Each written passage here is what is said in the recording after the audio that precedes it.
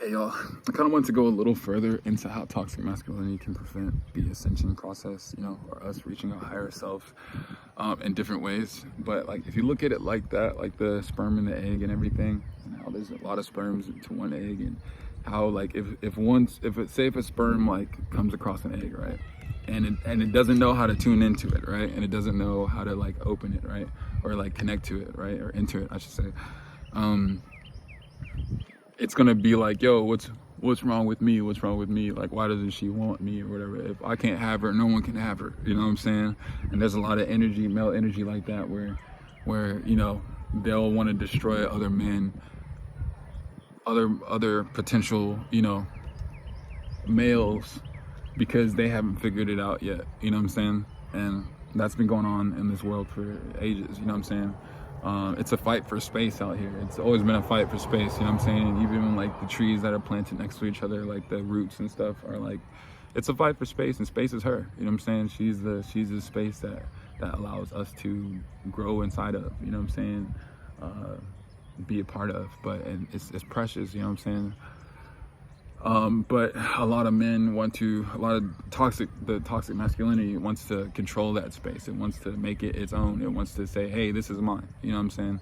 And yeah, there's a part of it that when it's in its divine union, yeah, like y'all are together. But until you get to that place, you can't say like, yo, you know what I'm saying? You can't claim her, because like this is just a part of the process of finding your way back to her. You know what I'm saying? Like she's waiting for us, man. She's waiting for us. Like the planet, she's waiting for us. Like the divine feminine, she's waiting for us, because a lot of us just don't get it, and a lot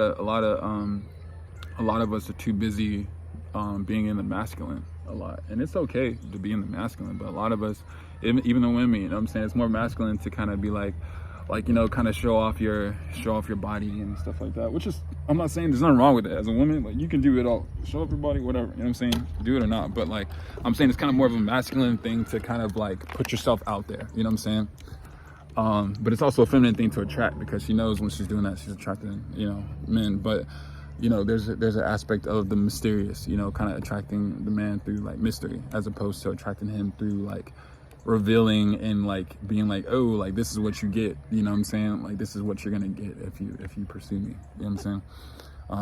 It's more about like allowing him to find his way to you, you know what I'm saying? But there's nothing wrong. Like, I'm not here to like say there's anything wrong about any women like showing themselves or anything. I'm not one of those males to say, hey, like cover yourself up or whatever. All I gotta say is that, like, as far as the feminine energy, like that's how she is naturally. You know what I'm saying? She is more hidden. She's more mysterious. But she's over. Like, she's here. She's everywhere. You know what I'm saying? But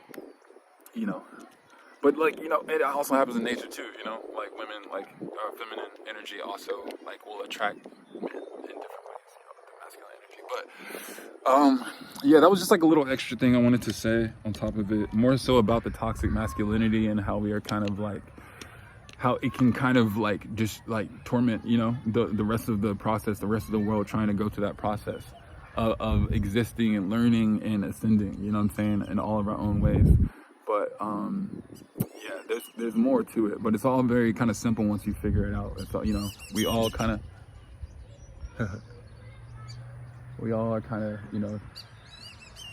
trying to do this, but it really does take all of us. You know what I'm saying? It does take both the masculine and feminine. You know what I'm saying? And union to make it work. Just like them two, flying up in the sky, next to one another, just doing their things. I love y'all. This was like a little extra little bit, but yeah. Also, like children, y'all these kids. Y'all hear the kids in the background? Y'all hear the children? Can you hear the children? We got deers and stuff too. It's so cute.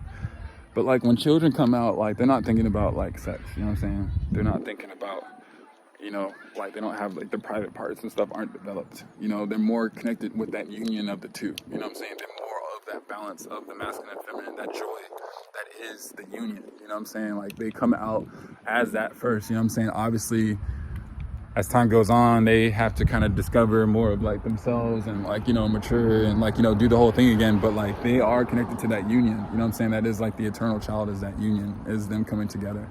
Wow, they're right next to me. They're flying right next to me. Okay, anyways, Take care, y'all.